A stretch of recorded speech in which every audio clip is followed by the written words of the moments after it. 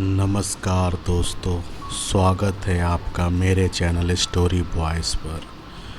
आज हम एक और नई स्टोरी लेकर आए हैं आपके पास जो सच्ची घटना पर आधारित है।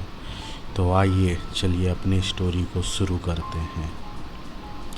एक बार की बात है, एक लड़की थी जिसका नाम सारिका था। सारिका 15 साल की लड़की थी जो छुट्टियों में अपने गांव दादा दादी के घर घूमने जाती थी।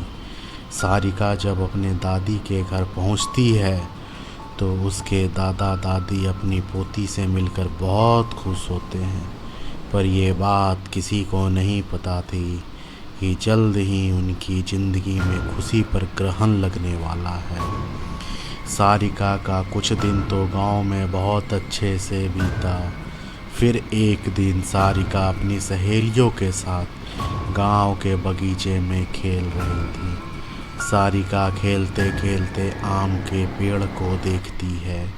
उसके बाद वो अपने सहेलियों से कहती है, चलो आम तोड़ते हैं। सारिका ढेले से आम को तोड़ने की कोशिश करती है और उसका ढेला आम पर लग भी जाता है, जिससे आम गिर जाता है।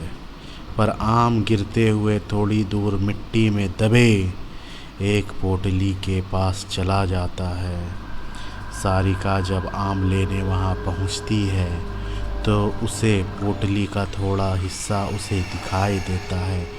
वो सोचती है कि क्या है ये सोचकर वो पोटली बाहर निकाल लेती है।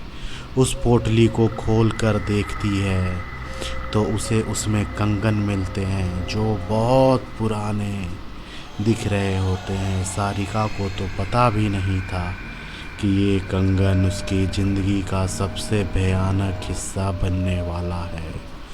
वो कंगन उसे अपने ओर आकर्षित कर लेता है, जिसकी वजह से वो उस कंगन में अपने घर लेकर चली आती है।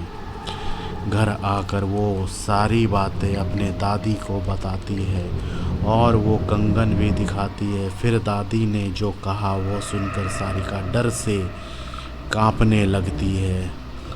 दादी कहती है कि वो पोटली कोई आम पोटली नहीं थी, वो एक चुड़ैल की पोटली थी। तुमने ये कंगन उस पोटली से निकाल कर उस चुड़ैल को गुस्सा दिला दिया है, वो तुम्हारे पास ज़रूर आएगी। सारिका डरते हुए दादी से बोलती है, मैं समझी नहीं दादी, वो क्यों और कैसे आएगी। दादी ने बोला, ऐसी ही पोटली में भटकती हुई आत्माओं को कैद करके ज़मीन में गाड़ा जाता है और तुमने उस पोटली को ज़मीन से निकाला है और उसका कंगन भी तुम लेकर आ गई हो।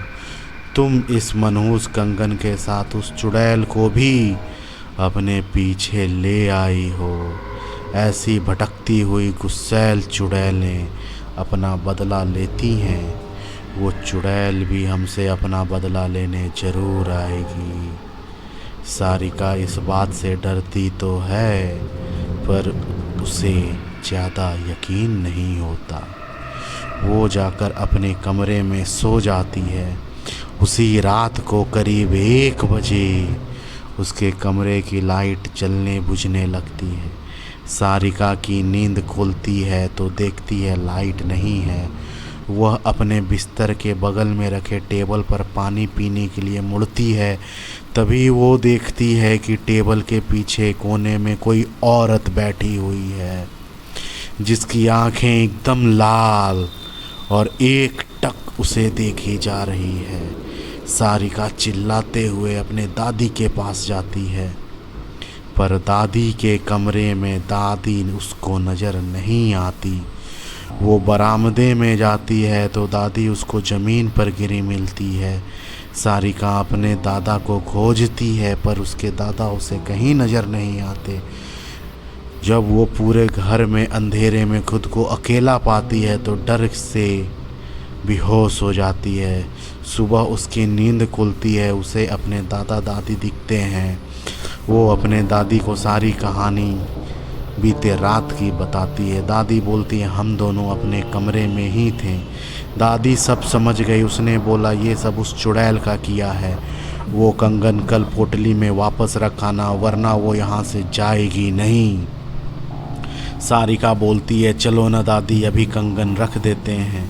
दादी बोलती है नहीं, उस चुड़ैल से पीछा छुड़ाना है और तुम्हें अकेले ही, वो भी रात में जाकर उस कंगन को रखना होगा, क्योंकि वो तुम्हारे पीछे। सारिका हिम्मत करके कहती है ठीक है मैं जाऊंगी। दादी ने बोला ये सब चुड़ैल इतनी आसानी से नहीं करने देगी, इसलिए दादी ने उसे रात में जाने से पहले एक मंत्रों से युक्त ताबीज उसके हाथ पर बांध देती है। अब सारिका रात होने के बाद अगले बगीचे की तरफ निकलती है। थोड़ी देर बाद उसे किसी की रोने की आवाज़ सुनाई देती है, पर दादी ने कहा कि वो चुड़ैल तुम्हें अपनी तरफ आकर्षित करेगी, तुम उसकी तरफ ध्यान मत देना, वरना वो तुम्हें अपने कब्जे में ले लेगी। एक बार उसने तुम्हें अपने कब्जे में कर लिया तो फिर कोई कुछ नहीं कर पाएगा, वह तुम्हें मार भी सकती है। सारिका इस बात का ध्यान रखते हुए ईयरफोन लगा लेती है और गाना सुनते हुए चलने लगती है। तभी कुछ दूर जाने के बाद सारिका का मोबाइल काम करना बंद कर देता है। फिर भी वो चलते रहती है और उस पोटली के पास पहुंच जाती है। तभी उसे महसूस होता है कि पीछे कोई खड़ा है, पर दादी ने कहा था कि उसकी तरफ मत देखना, तो वो नहीं देखती है और डर की वजह से वो पसीने से लथपथ हो जाती है। फिर वो हिम्मत करते हुए उस पोटली को खोलकर उसमें कंगन रखती है और ज़मीन में गाड़ देती है और आंख बंद करके बहुत तेज़ी से भाग जाती है। सीधे अपने घर पर आकर ही रुकती है। चुड़ैल से तो उसका पीछा छूट जाता है, पर वो इतना डर जाती है कि दूसरे दिन ही वापस अपने शहर मम्मी पापा के पास चली जाती है। सारिका की ज़िंदगी का सबसे खौफनाक हिस्सा, जिससे वो आज भी सोचने से डरती है। तो कहानी यहीं पर ख़त्म होती है दोस्तों। ऐसी ही सच्ची घटना पर आधारित कहानी सुनने के लिए हमारे चैनल को लाइक शेयर सब्सक्राइब ज़रूर से करें। धन्यवाद।